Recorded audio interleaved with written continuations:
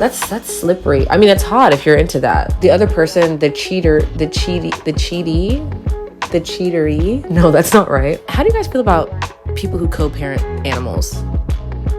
I think I have thoughts about that. I don't even know what I'm talking about, okay? Yes, I do have some advice on that. It's hard because everybody wants to know what happened. Hey guys, welcome back to another episode of Riayn's Room. My name is Riayn and this is my room. If you are new here and never seen my face before, I'm Riayn. I'm in my late 20s living and working in LA. I have a segment on my channel, which you're watching right now, called Riayn's Room, where I talk about, honestly, whatever I want, read captions, off to a fantastic start. I have this brand new series on my channel where I give you guys advice, answer your questions, and just talk about real ass stuff that's going on in all of our lives. I also post lifestyle and fashion content. If you are more into that, then go ahead and subscribe. Follow me on TikTok and Instagram. Follow the new @Riayn's Room Instagram as well. And yeah, so before we get right into it, before we get to the topic at hand, which I know you guys are all waiting for, I'm really excited for this episode. I think it's gonna be real juicy and a little bit controversial. You know, I think anytime you talk about relationships, it gets a little bit dicey. You know, people are sensitive and that's fair, me too. So I think it's going to be a really great episode. But before we get into all of that, I wanted to start this episode off with a little bit of housekeeping. And I figured that we could maybe do this in every episode, whether it's giving you guys life updates or talking about things that are on my mind, or if I have a favorites for the week, just anything like that, I feel like could go at the top of the episode. If you guys have something specific that you want to hear at the top of every episode, let me know in the comments below, or you can fill out the form that's always linked in the description. Okay, a few things. Number one, there was an earthquake today, and I was in a meeting during the earthquake, and I was filming during the meeting. And so you can fully hear the entire reaction to the earthquake, which I will insert here. Oh my God, there's an earthquake. Oh my God. Oh my God. Oh, it's still happening. Okay. Oh my God. So that's number one. Not really relevant to what we got going on here, but that happened today, and it was a big earthquake. I'm from California, so I've experienced a ton of earthquakes. And this one was one of the bigger ones that I've experienced. And I did not enjoy that. Did I run outside? No. Did I go under the desk? No. Did I go in the doorway? No. And I know that's what we're supposed to do, but it all happened so fast. And what good would it have done for me to run outside? You know, if the building was collapsing and felt like things were going to be going down, I would have ran outside, of course. But it didn't feel like that. And I think it was okay. I mean, it obviously is okay. We're all intact. Thank God. But anyways, that shook me up a little bit. So that was earlier today. I've been thinking a lot about traveling and a lot about how I did not grow up really traveling outside of the US ever. I just didn't grow up traveling. They didn't grow up traveling when they were kids. So we just never did that. And so I've never been outside of the US. I have been to Mexico. I went to Cabo with my best friend at the time in 2014 after I graduated high school, but that was the only time. That's also not true. I've also been to TJ, but you know, other than that, I haven't been outside of the country, and I've always wanted to, but there is a little bit of fear inside me. And I wouldn't even say it's fear. It's just anxiety of the unknown. You know, I know that I want to travel, and I know that I want to experience other cultures and just meet other people, and the food, all of it. I really do want to experience that, but I just I don't know where to start when it comes to that. And also traveling while Black is, a thing that I also have to think about that gives me another level of anxiety. But I want to travel so bad. If you guys watch YouTube and you've been watching lifestyle YouTubers at all over the last, I don't know, decade, you will have seen some creators get to go to these beautiful destinations outside of the US with their subscribers. And I've always been that's got to be so cool. And also to have an audience that just cares that much and relates to you enough to want to go and travel with you. And I always thought that was really cool. And so I'm would that be something that I could do? I know that I'm a small creator, so I know that might be a little bit of a reach, but I don't know. I feel would y'all be down? I feel my YouTube besties are my closest besties. No shade to Instagram or TikTok, but you know what I mean. You know what I mean? And I just kind of feel if anyone were to go, it would be you guys. So let me know if y'all would be into that at all. I have no idea what that really looks like and how to even go about any of that. Again, I also have never been out of the country. So to do all this and go out of the country at the same time seems a little crazy, but I don't know. I'm kind of down. I ain't getting any younger. You know what I mean? So I don't know. That's kind of been something that's been on my mind as well. Oh my God. Also, we're having a little drink today. This is actually a wine glass that my friend Emily made for me when she came to see Legally Blonde. And she gave me this beautiful care package and made this little wine glass for me. And so I do have some White Claw in here because we're classy. Don't worry, we're still gonna get relaxed. But I was like, why not do a little double dipping, if you will, if you know what I mean. Is there any other housekeeping things? If you're listening to this at night, which I feel like you should, I feel like moving forward, the time to watch or listen to Riayn's Room would be at night or like in the evening to like catch a vibe, you know, like to do this in the morning, I feel like might be a little aggressive unless you're into it. If you're into it, say less, then I'm into it. But if you're not, nighttime vibe would be kind of cute. I don't think I have anything else to say. So let's just get right into it. Cheers. Let's get a little relaxed as well. The sunglasses that I was wearing in the first episode were from glassesusa.com. These are from Fashion Nova? ? Yes, these are from Fashion Nova. If there's links for the sunglasses, I will link them down below as well. If you guys are interested in that, I don't even know if you care about the sunglasses, but some people do care, and to leave out information can't. Okay. Let's get into it, shall we? This is crazy. We're going to be talking about relationships. I don't even think I said that. Well, yes, I did. I did say that. We're going to be discussing relationships today, and I'm going to be answering some of your guys' questions and giving you some advice. Now, am I a relationship expert? No, ma'am. Should I be giving anybody advice about relationships? No, ma'am. Have I been in successful relationships before? Define successful. Maybe. Maybe not. Have I been in relationships before? Yes. And those are my qualifications. So, wow, it's already hitting. Because what am I talking about? Okay, this one is from Emma, and she needs advice. She says, I was dating this guy for 4 years. We built a house together and had 2 dogs. We're both 21. And we just broke up, and I moved out into my parents' basement. How can I keep my mind off of him? I don't want to sit around thinking about how he is with the new girl. I know I should have a hobby, but everything is so expensive these days. Retweet. Any advice on how to get over him and focus on myself? Yes, I do have some advice on that. I think going no contact is the only way to truly get over something, get over someone genuinely. I think it's really hard to expect yourself to move on in any way if you are still texting with them or see them all over social media or like run in the same circles. Like, I understand that if you run in the same circles, it's hard because you're not trying to like not see your own friends, but you're also not trying to see your ex, like all that. I totally get that. I would do your very best to remove yourself as much as you can to just give that distance, and maybe, and not even in a dramatic way, right? Like, you don't have to be like, don't talk to me, like, don't even reach out. Like, it doesn't have to be that dramatic. You can if that's what you feel like you need, but like, even just a soft, like, no contact, like, you don't even have to tell him that, but just like, truly the best way to not think about something is to remove it from your everyday life. Because your brain is already going to recall, you're already going to be going through memory lane, like on a daily basis. That's fine. You can only do so much about that, but you don't need to see him on social media. And you don't need to text him. And you don't need to coordinate X, Y, Z, Z, Z. Unless you do. I understand. You guys have dogs, so I don't know. How do you guys feel about people who co-parent animals? I think I have thoughts about that. And I think that I'm not with that. And I understand, like, growing close with an animal and not being able to, like, I don't know, like, separate yourself. And you're like, well, I helped raise this dog too, and I also paid for it, and also blah, blah, blah. I totally get that. However, I just feel like at some point, one of you has to just be like, okay, well, I don't know. Like, I don't know. Like, I just cannot see myself co-parenting an animal with another human being. I just can't see that for myself, because I don't think I'm going to put myself through that turmoil of like talking to you or coordinating something with you, like for our dog to go back and forth. I don't know. You are not even talking about that, and that might not even be an issue for you. So sorry, but like, I just feel like that's something that I guess feel passionately about. I'm not for that. I just not for me, because that's just not going to help me in my healing process.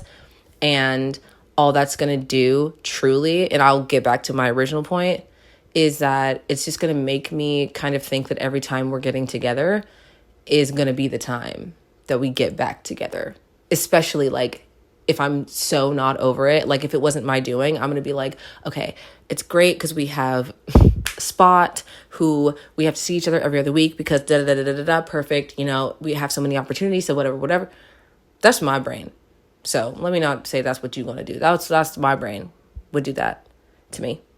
But it would be a hindrance to my healing because I'm not allowing myself any distance from this person. In my relationship in 2019, I was still very friendly with my ex. We would talk all the time. We would even hang out, dude. Like, I mean, looking back now, I was like, you prolonged the getting over, the getting over it process so long. It took me like 2.5 years to get over that relationship. Like actually over it. Like in a real way, not in like, oh yeah, girl, I'm not even, girl, I'm not tripping about, no. Like actually have no thought type vibe. And sometimes it takes that long. Sometimes it takes longer. Sometimes it doesn't take that long. Like everybody's different and every situation is different, obviously, and whatever. But like I made that whole situation way harder for myself because I did not do any of the work. I didn't want to get over it because I just knew that we were going to be together. And so every time he asked me to hang out, I was like, today's the day. It's the one. We're going to do the big one. We're going to do it. No, delusion.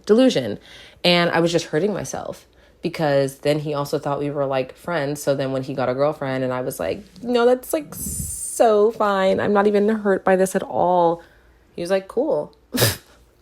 Meanwhile, I'm literally suffering, like crying myself to sleep every night. So dramatic, but like, why would I even put myself through that? I'm just trying to be cool so that like, oh, me being cool about his girlfriend is definitely going to make him want to get back together with me. Like, what? Delusion. And it wasn't even like I was even trying to manipulate the situation. Like, I just was so desperate for that relationship to work out that I lost myself. I'll tell you that right now. And was hurting myself in the end. So all of that to say, distance yourself as much as humanly possible. That is my number one advice. Distance yourself, and cry hard. Cry hard. And lean into the self-care, whatever that means for you. If that means eating ice cream every night, do that. If that means going out with your girlfriends, do that. Writing in your journal, period. It doesn't matter.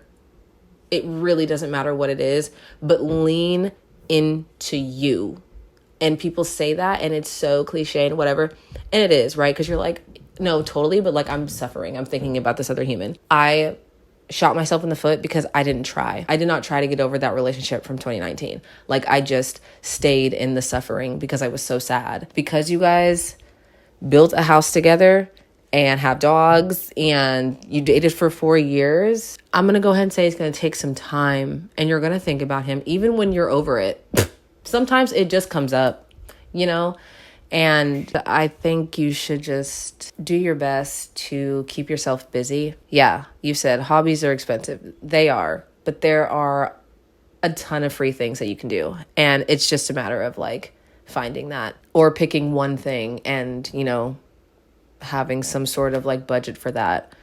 I really recommend finding something to do, and finding people to spend time with. And focus on yourself doesn't even mean don't think about him. That's like not what that means. I feel like when people are like, oh girl, just focus on yourself. Like you don't even, to me, that feels a little bit dismissive because I'm going to be thinking about the relationship that I'm mourning. So when I say like focus on yourself, I don't mean like don't think about your ex and be sad. I mean, think about your ex and be sad and feel that hard. Because that is focusing on yourself. You're literally being one with your emotions. Like you are. And you need to feel that. Because also pretending like you're over something that you are so not is also incredibly unhelpful. And doesn't do anything. Like you can't lie to yourself. You know that you're just like bullshitting. Like you know you are. And also your friends know too. So you can tell them, oh my God, girl, I'm so over. And they're like, no, for sure. But, and you're like, no, me to me, girl, what are you doing? Right, exactly. So try to not see him anywhere if you can, and hang out with people and find something to do. Woo. All right. Drink break. This one is from Azul. She says, what do you consider cheating? Do you believe that a relationship can rebuild itself after one partner has cheated? I think I consider cheating anything you wouldn't say or do in front of your partner. That feels like very clear cut. Because I feel like people do look for actual, like, tangible things to know if they're cheating or not. And I'm like, yes, it is about the action. Yes. But it's the principle of the thing. It's not like, why do you need a handbook or a rule book of what you can and can't do? Just have some respect for your partner. And if you wouldn't do whatever it is you are thinking about doing in front of your partner, that's not the tea. I have to explicitly tell you that having sex with somebody else is cheating. Don't you know that? I have to tell you that you, like, flirtily touching your coworker is inappropriate. If you would not do that in front of me, that to me, I feel like would be considered cheating. Because what are you doing? If you wouldn't do it in front of me, that means you know that that's not something that you should be doing.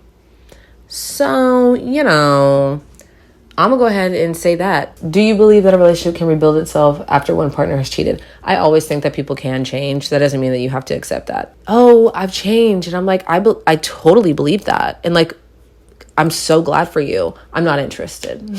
But you deserve love just like everybody else. If you are the cheater and you want to repair the relationship that you cheated you got to work overtime. You know what I mean? Like, you got to be doing backflips.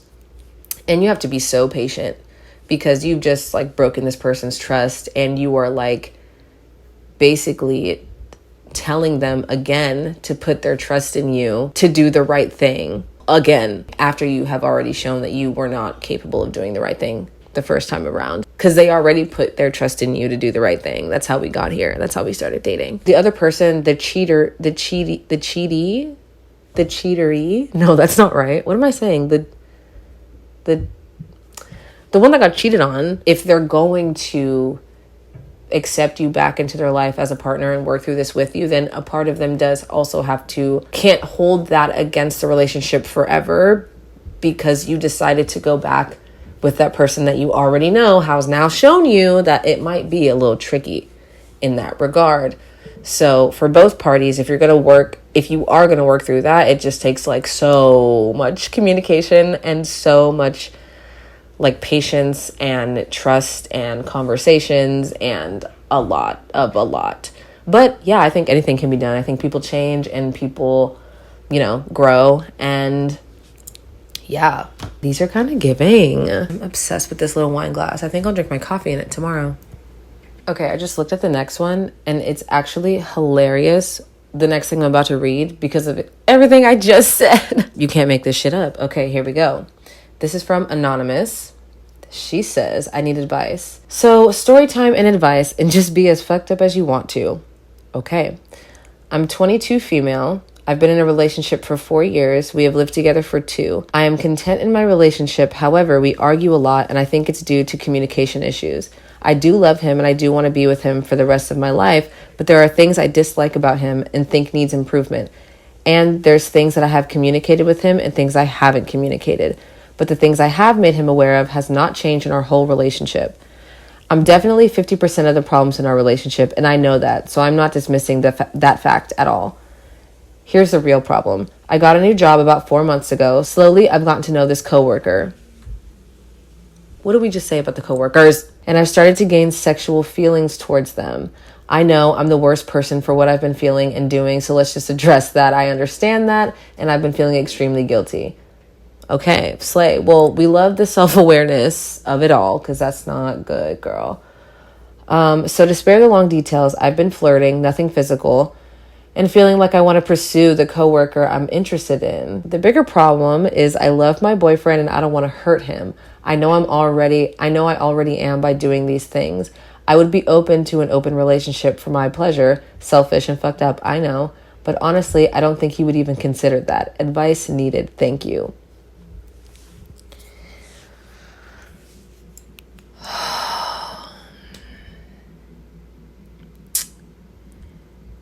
well, no, we have to address. I was going to be like, I don't need to tell you that what you're doing is not the tea. You already know.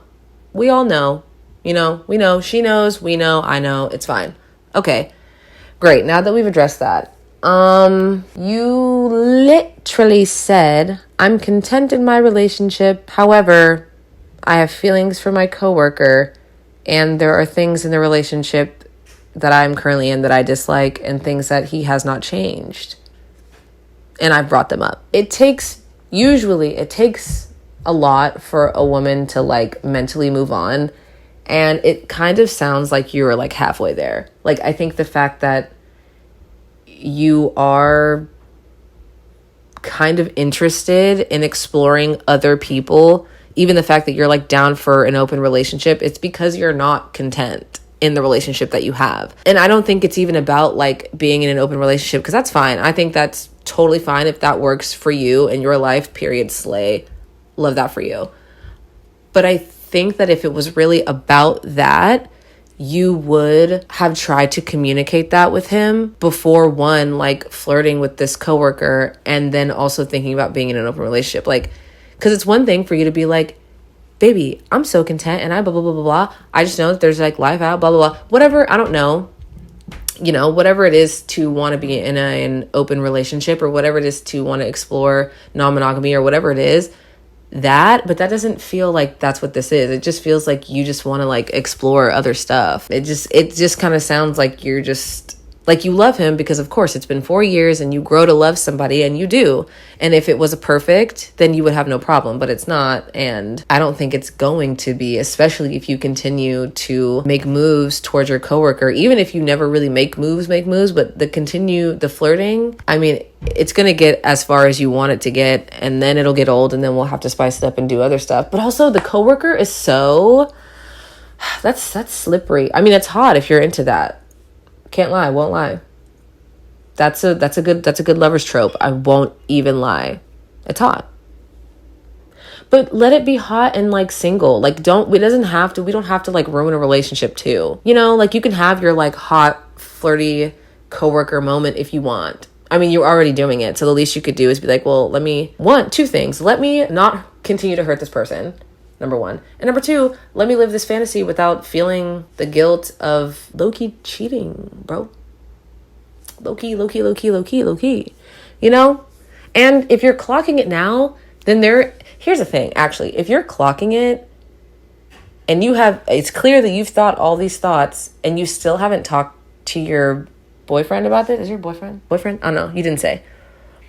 Talk to your mans. Okay, if you still haven't talked to him, I don't know, because at some point you will push it until you've either gone too far, you get caught, you can't take it anymore, and then you just up and leave. You know what I'm saying? Like, it's just never a good idea to be secretive. And if you really do feel as guilty as you say, then you will tell him, and you'll either tell him and he'll accept you and it's fine, or you guys will break up and it'll be fair, because girl, what are you doing? You've also said that you've tried to communicate to him the issues that you have been having, and he hasn't fixed those. So you can tell him that. I guess if you want to be like, that's why I was doing that. I mean, there's really no excuse, actually. But you can be like, I've been checked out of the relationship because I've expressed these things and they've never been met or whatever. And, there's bigger fish to fry. So I don't think that that's as relevant as depending on how far you've gone with this coworker or how far you're willing to go. Because also the longer you keep it a secret and keep it up, like, the worse the outcome is going to be. It's just going to be harder for your boyfriend. It's going to be harder for you to get out. Like, it's just going to be like, I think you should just be honest and probably just get out of there. You guys live together. So that's tough. I know living with a partner is like, obviously it's like the best thing ever until it's not. And it's easier said than done. Here's the thing about all this advice. I'm not in anybody's shoes at all. I'm just sitting here reading it. I am so far removed. So if you don't want to do what I say, or you think I don't understand or whatever, I don't even know what I'm talking about. Okay. If you decide to listen to me, do it at your own will. I don't know anything. I'm not a professional. I'm just talking. Sorry. Isn't that not crazy that one came right after we were just talking about cheating, the coworkers and everything?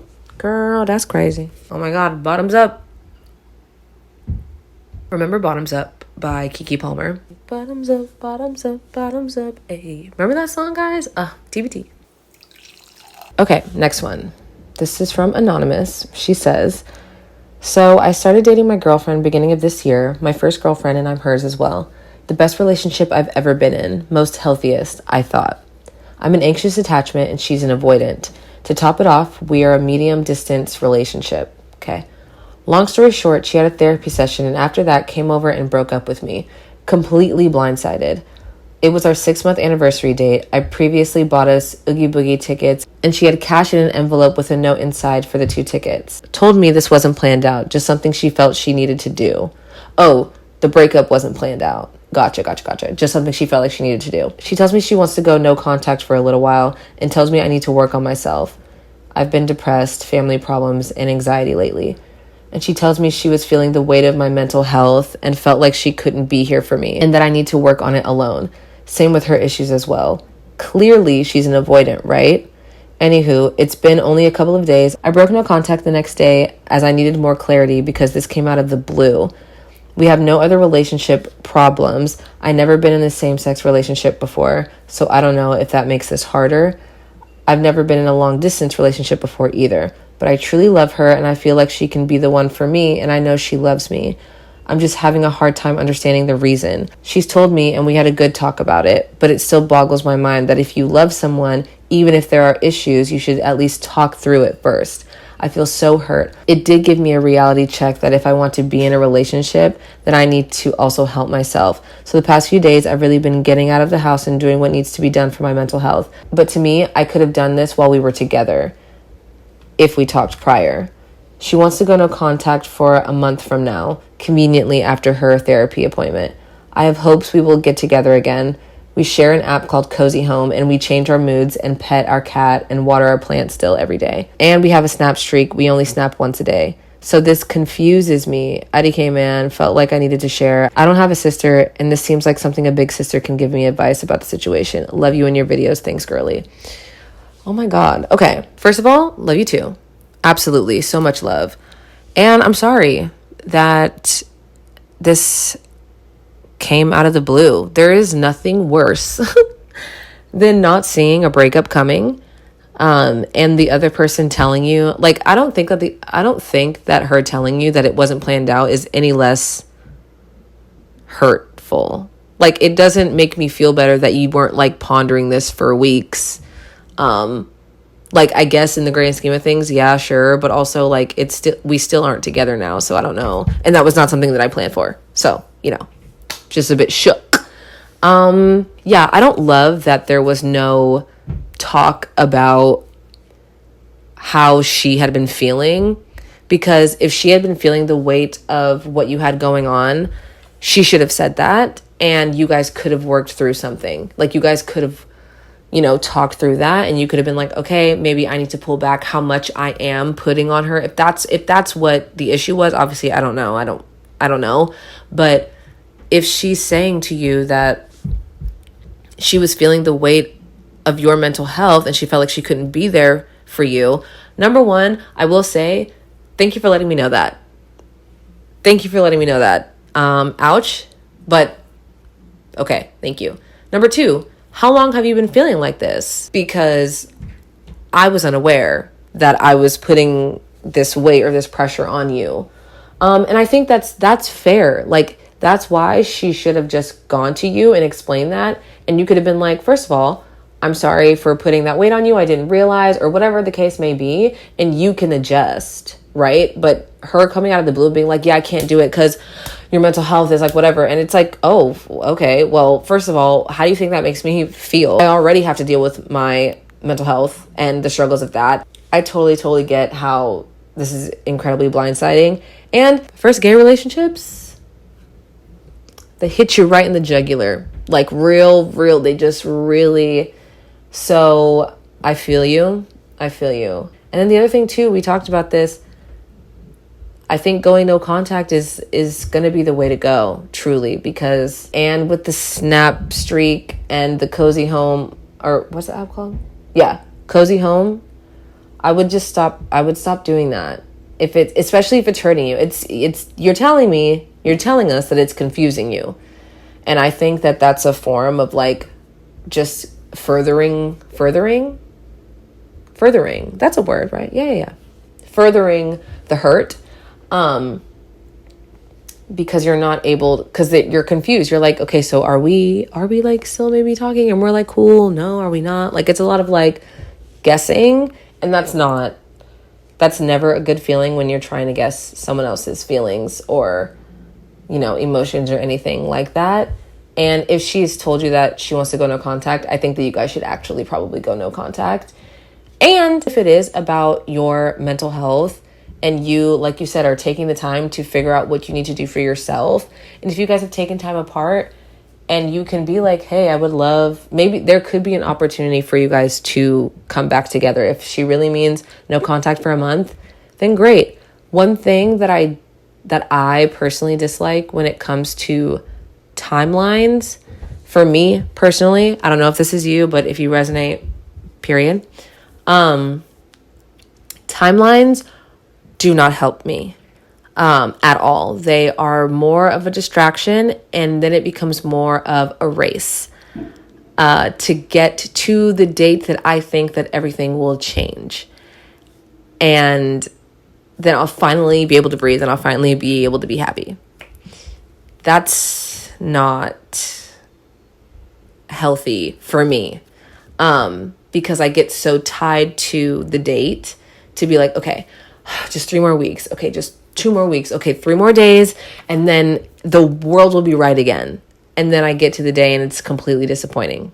Right, because the day probably didn't even get to happen. And I'm so caught up in thinking about this every day and like counting down the days to the month. And the other person has moved on, not thinking about it at all. And then you're sitting there like, right. So fine, if you guys want to put a date on it and that works for you, fine. But if you find yourself literally counting down the days, that's a thing that you should try to not think about, because I don't think that that's helpful at all. Because then also you're not even really trying to heal and move on and let that take the time that it needs to take. You're more interested in hurrying up and healing in 30 days so that you can talk to this person. Again, maybe not you, me, speaking from experience. And so I know now that I don't do dates. I don't do time. I don't do any of that. It's got to just be very generic, because then I feel like I can take the time that I need, and any time that I get to what I need to get to is the time. Wait, no. See, we're getting a little bit lost in the sauce, guys. I don't know what I'm saying. Take a sip. Yeah, it's tricky, because I do think that was unfair that you didn't get the opportunity to even hear her concerns for the relationship. You were blindsided. You got the rug pulled out from underneath you. And that's not fair. And you are right that she should have brought this up to you, so that way you had the opportunity to adjust and you guys had the time to talk it out and work through it. But also, maybe look at this as like, maybe you don't want to be in a relationship with somebody who is so quick to make a decision without talking to you first right now.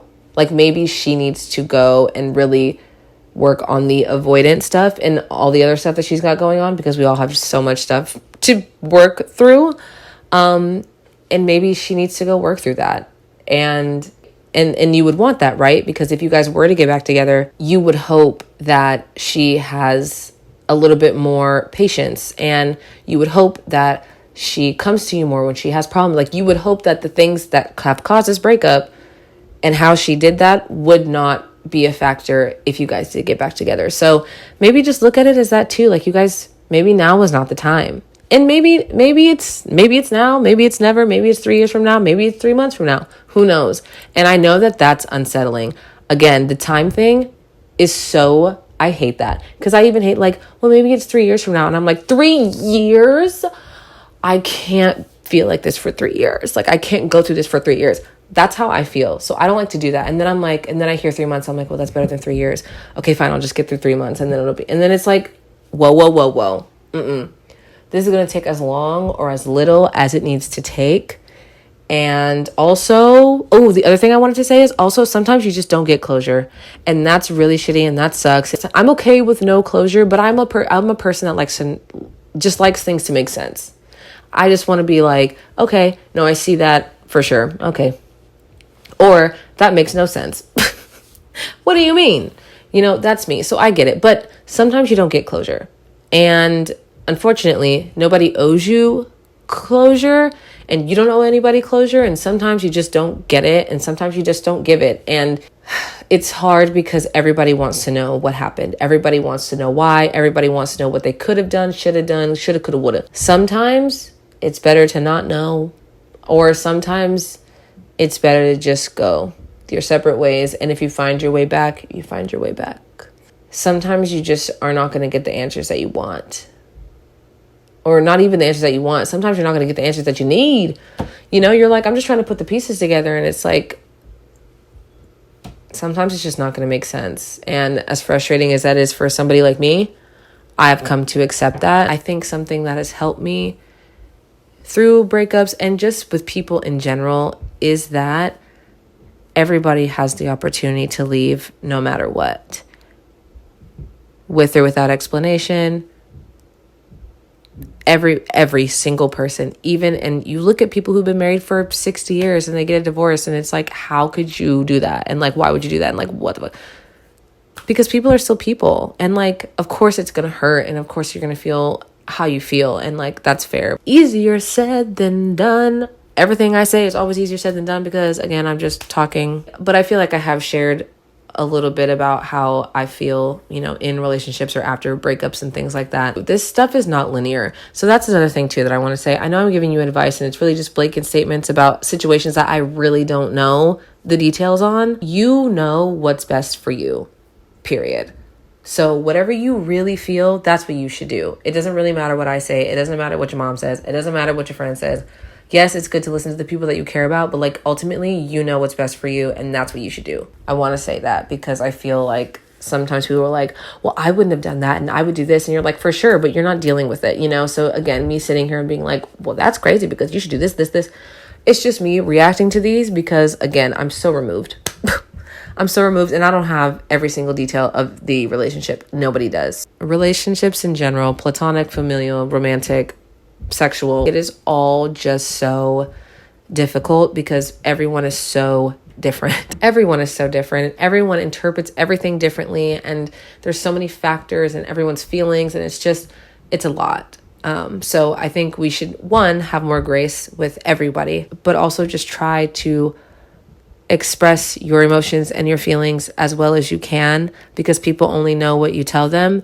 And even when you tell them, they still don't really know. So in order to set yourself up for success and help other people help you succeed and to help other people succeed, I think to just really try to be super honest about how you feel about things, even if you think the response is not going to be good, because it's not worth keeping in and it's literally just going to eat you alive. And I'm preaching to the choir, okay? I'm preaching to the choir. I feel like I'm a bit more of an avoidant than anything, which is something that I'm working on personally. And I just like to handle my issues by myself. I do not like to ask for help. I'm not interested in being like, so here's all my tea. Like, I really would rather figure it out on my own and not have to inconvenience or talk to anybody about it. Avoidant. I'm working through that. I'm working through it because it's not helpful to me and it really just ends up hurting me so much. So that's that tea on that. Okay, guys, I think I'm going to end this segment here. I really hope you guys enjoyed episode 2 of Ryan's Room. I absolutely loved this episode. If you enjoyed this episode, be sure to give it a like and subscribe. Make sure to follow Ryan's Room on Instagram and my socials as well if you would like to see more of my face. If you would like to participate in the next episode, I have a form down below that you can fill out. You could ask for advice, you can ask a question, you could tell me a story. You can also give me feedback and suggestions as well. I'm really excited for next week's episode. I'm going to do one all about being a hot girl, and I'm really excited because I feel like I have a lot to say about that. And yeah, so it's going to be tips and tricks on how to be the baddest bitch and to really feel like that bitch when you really don't feel like that bitch. You know what I mean? Oh, and please also let me know what you guys think about the traveling situation, the group travel vibe. Let me know if I'm being overzealous or if you think that that's something that maybe we could do. Love you guys so much. Hope you enjoyed this episode, and I'll see you in the next one. Bye.